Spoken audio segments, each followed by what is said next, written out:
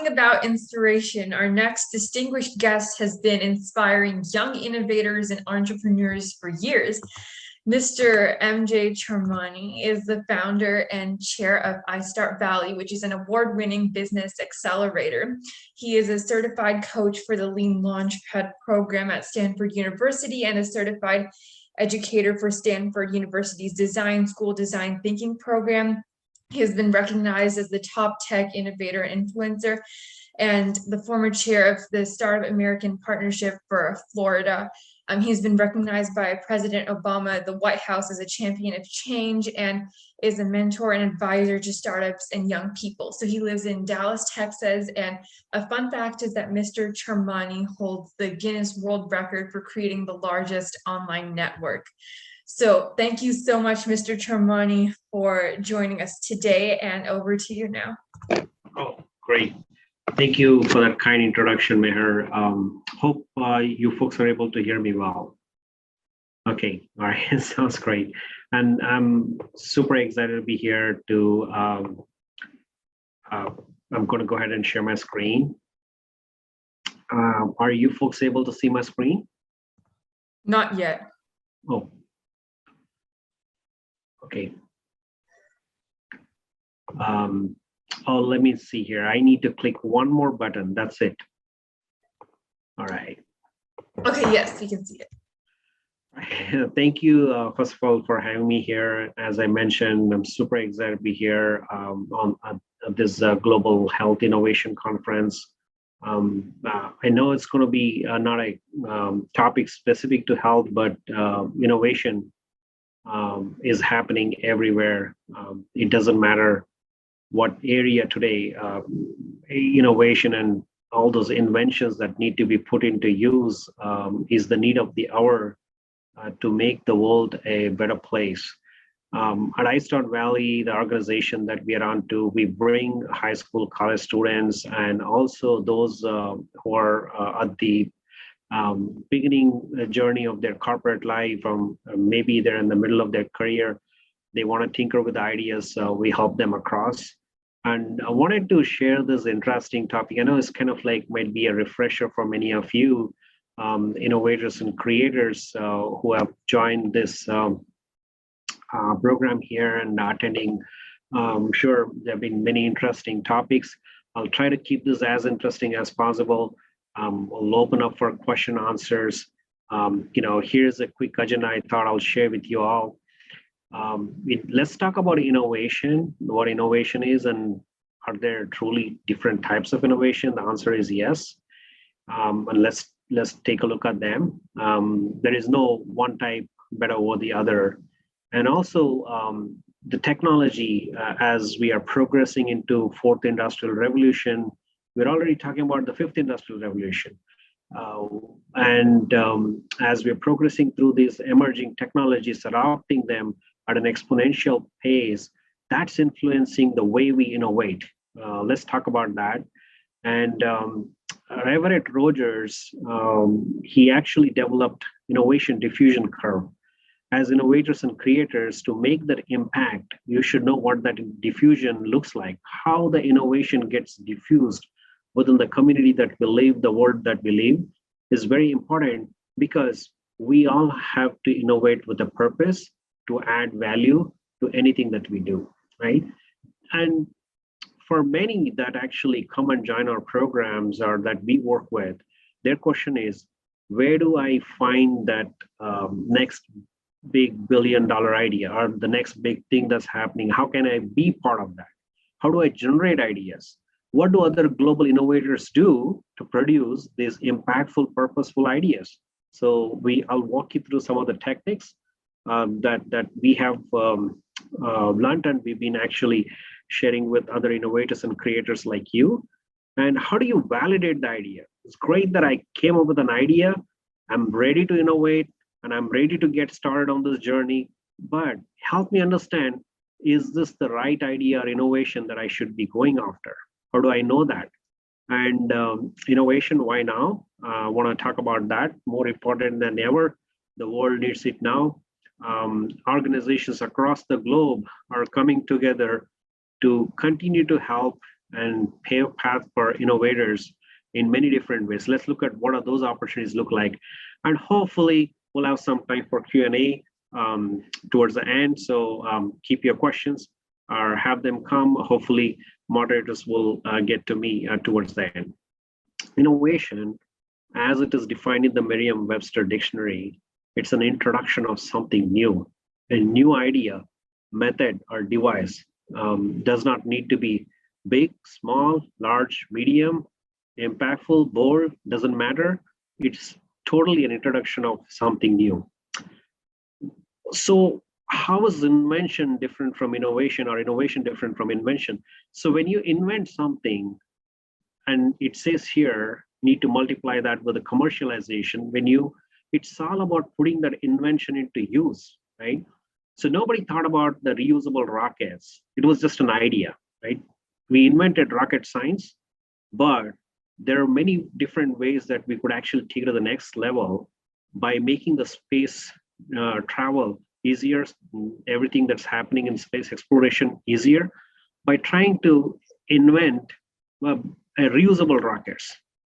So the concept was actually proved by Elon Musk. Yes, we can have a reusable rocket, but when Elon Musk put it to use and showed to NASA that how they can cut the cost by having this reusable rocket, then that made sense, and that's an innovation. That's a business today through SpaceX, where it has some use and purpose.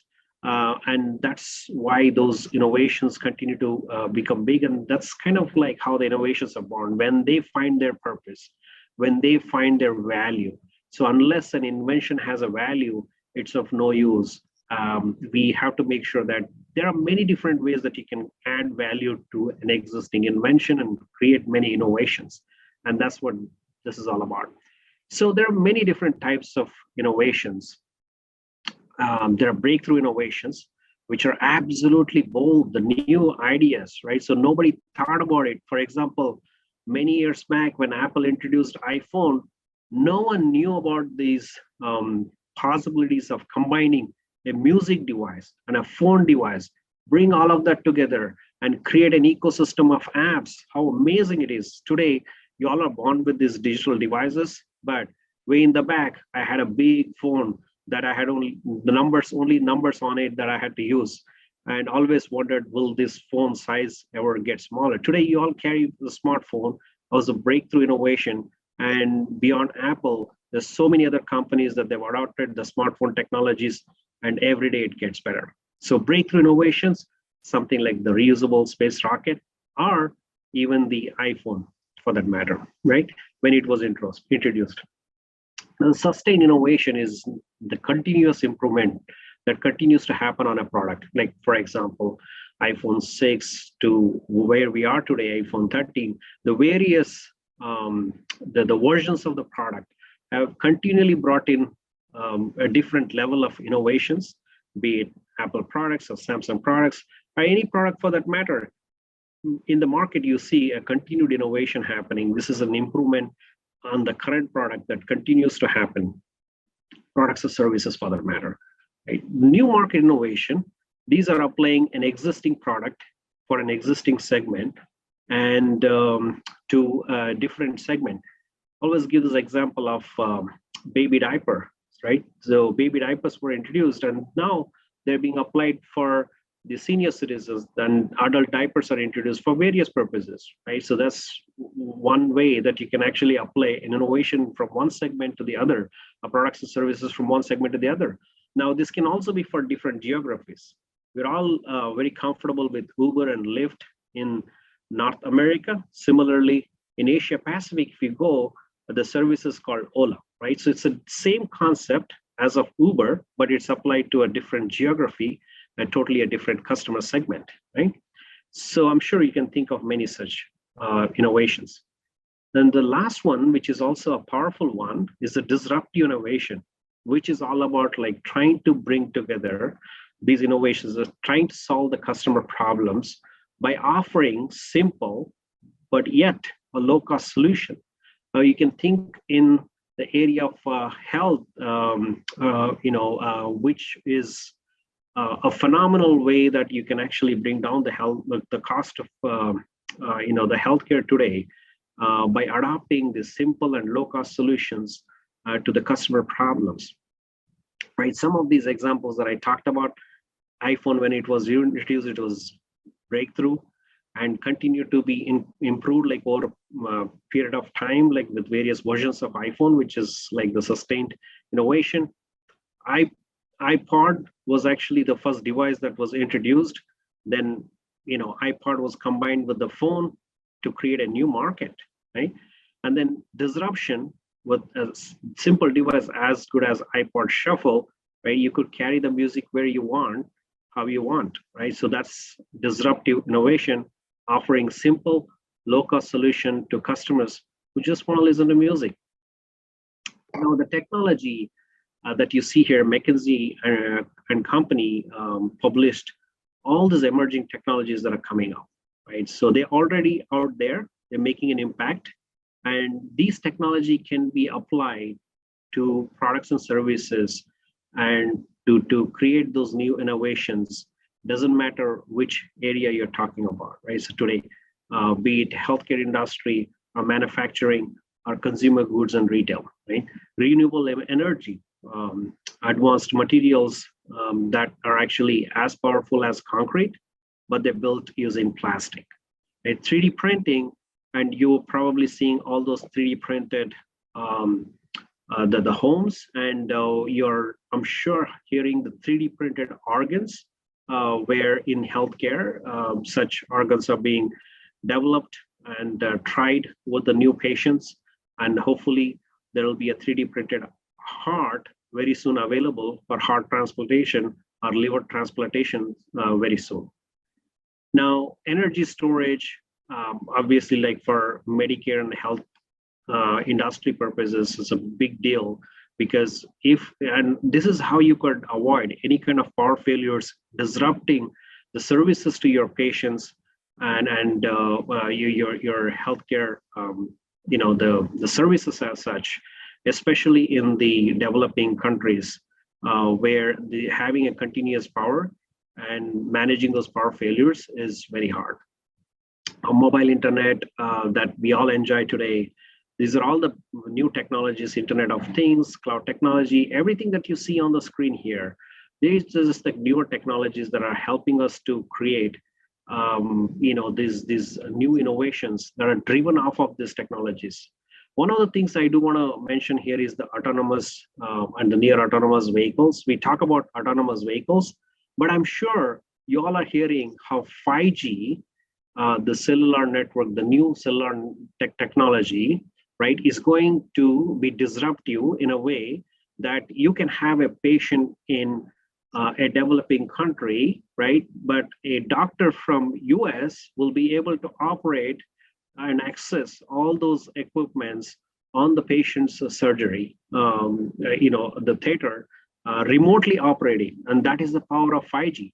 So think of these technologies when it comes to innovation. You have an idea, think about these technologies, how they can actually make an impact. Now, when you actually come up with an innovative idea, and when you go into the market, or when you actually try to apply to a community of people that you're close to, this is how the innovation gets spread across the customer segments. Now, customers come with various types of the habits and the various types of how they actually approach adopting the innovation. So Everett Rogers, professor of communication studies at University of New Mexico in 1962, he introduced this and said, this is how, even today, this holds good. Every company that is coming up with new technology based products or new innovations, they test it this way that the first set of people who actually adopt any new technology or product is the innovators and early adopters, right? And then comes the early majority, who actually are the people who want to wait until a product is tested or some information is available, more than just that it is a new product or a new service, a new innovation out there. Now, the late majority of the people, they're those who want to wait until there are some reviews are available. They really want to wait until they get to know how well the product is doing in the market, and then they want to adopt it. And the laggards are those, they really need to be convinced a bit, right?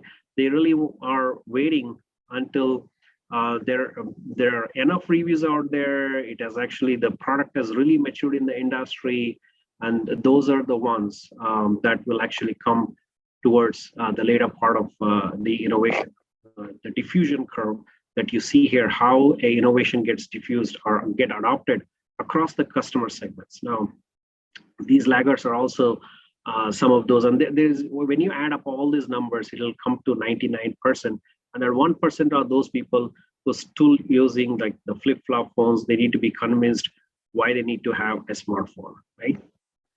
So this is how like the innovation continues through this curve, right from tech enthusiasts to skeptics who really wait until they feel good and they need to be convinced about a new innovation.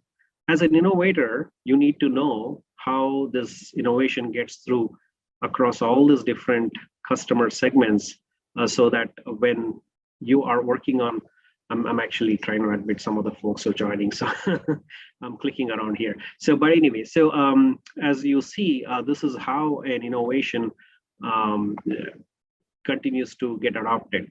Now, one other question I was trying to address here as I talk through these different innovations and coming with ideas. So question gets asked very often, look, I want to innovate something new. I want to come up with an idea. How do I know the idea that I'm after is a great idea, right? Or idea that's worth pursuing, or maybe an innovation that will actually be a purposeful one. And how do I come up with these ideas? So here is how you can do that, right? There are so many global trends happening.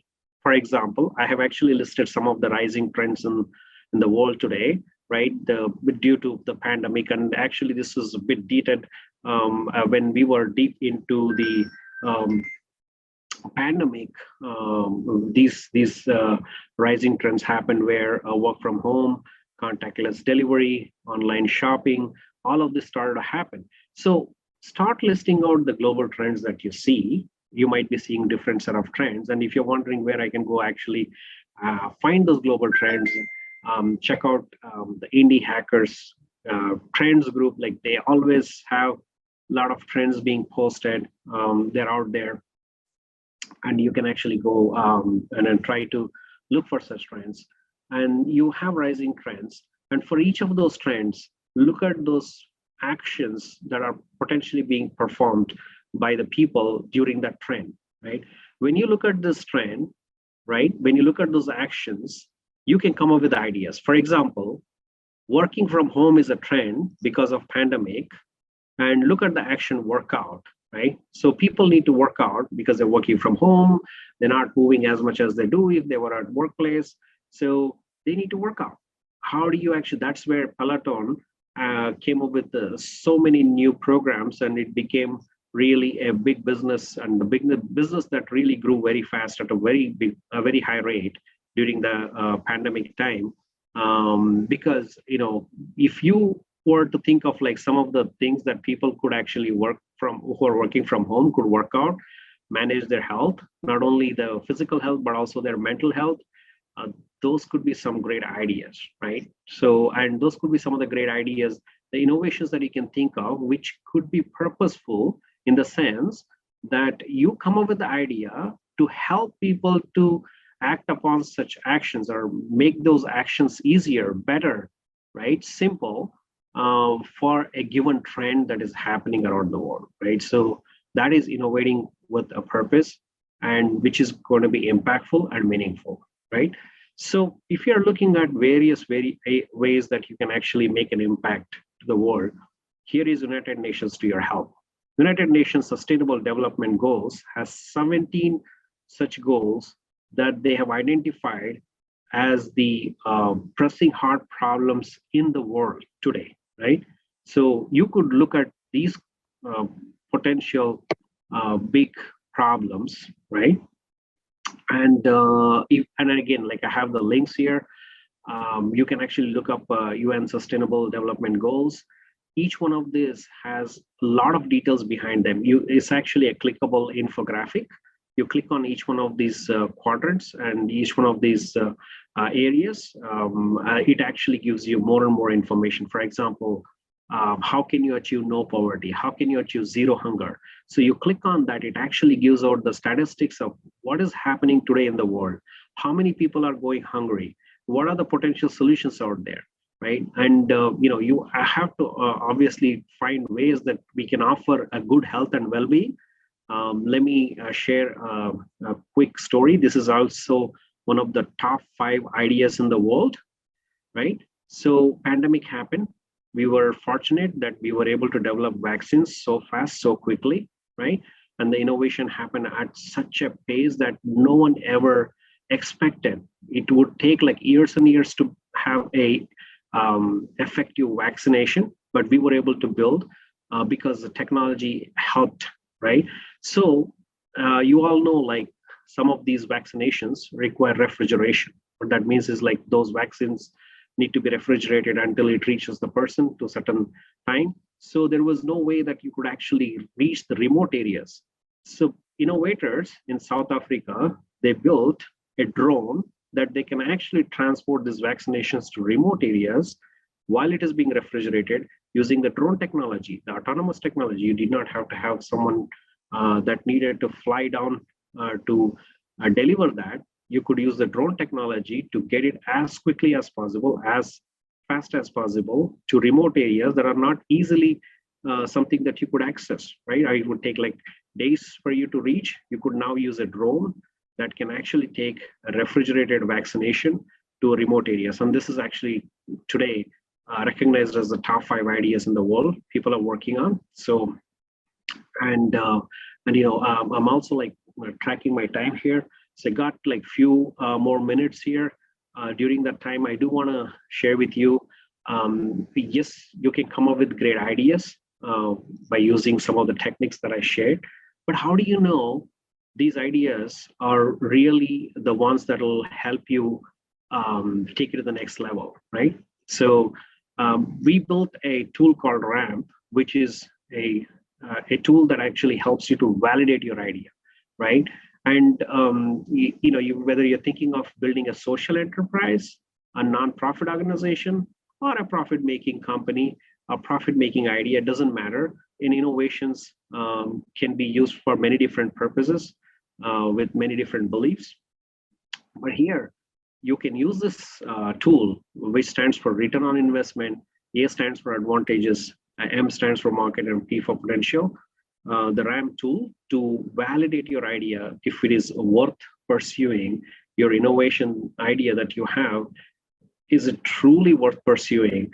Can that be as big as the next Airbnb, or can that be as big as any of those companies that are making an impact, changing the world, and then also making people's lives a lot easier, right? So you want to make sure whether you're building a profitable, profit-making company, or a nonprofit, or a social enterprise, you can always refer to this tool. I'll share that with you.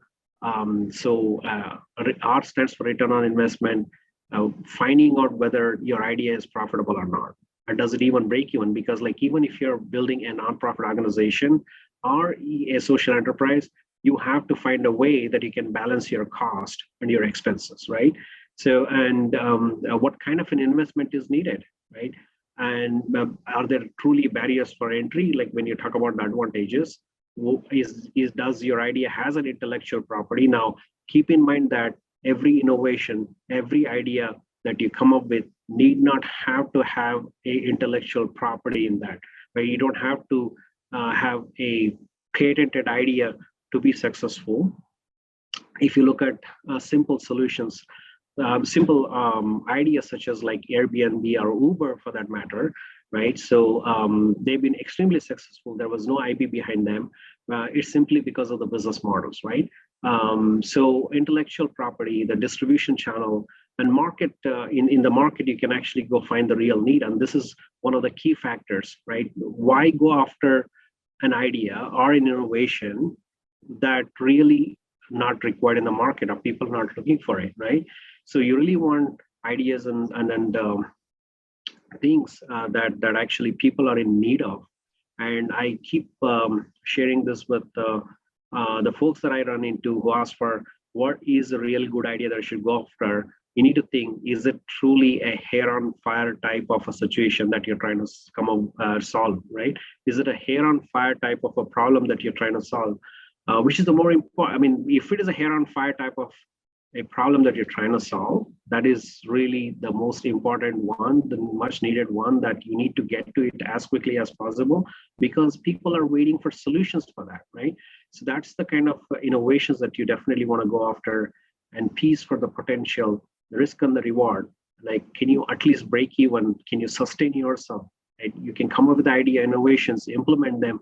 What if you're not able to sustain? What happens? You give up, right? So you don't want to pursue an idea that you want to give up, and life is too short to go after an idea that is not a viable, feasible one, that you won't be able to continue to work on it, and at some point of time you will give up, and then you crash and burn, right? So why innovation is really such a key aspect today for the young kids. Here is an article, I just pulled a glimpse of it.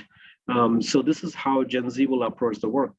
45% of you want to invent something new, that's something world-changing, and 41% of you want to start your own business, which means you want to have your own ideas, come up with new innovations. And this is actually a survey that was conducted by Entrepreneur.com magazine amongst the middle and high school students. And today's Gen Z are going beyond just actually coming with ideas and building companies, successful companies. Doesn't matter which area, be it healthcare, medicine, and the retail, consumer goods, or manufacturing. Doesn't matter which industry. They're not only creating new ideas and creating new businesses, those new viable innovations, but they're also the ones who are thinking beyond to connect the dots in the financial industry to build new funds and invest those invest in the newer ideas with the fund. What this means is, like, you're thinking beyond just being an innovator, creator, and entrepreneur, also looking at being an investor of such early stage ideas. You're thinking way ahead of the curve, because one thing that you're born with is like that unique ability to think very different than the previous generation. So you as the youngsters have exposure and experience to things like no other generation till date, right? So that is the power that you have. That is the value that you bring to the table, and continue to do that. Here is just an example of like some of the successful startups and the ideas and the businesses that we recently created, working with young kids like you. And 50% of these ideas are coming straight in the health space, right? The health and medical space. And if you look at some of these ideas, right? So the golden med or the medlog. Some of these ideas, these are and triggered for that exam, for that matter.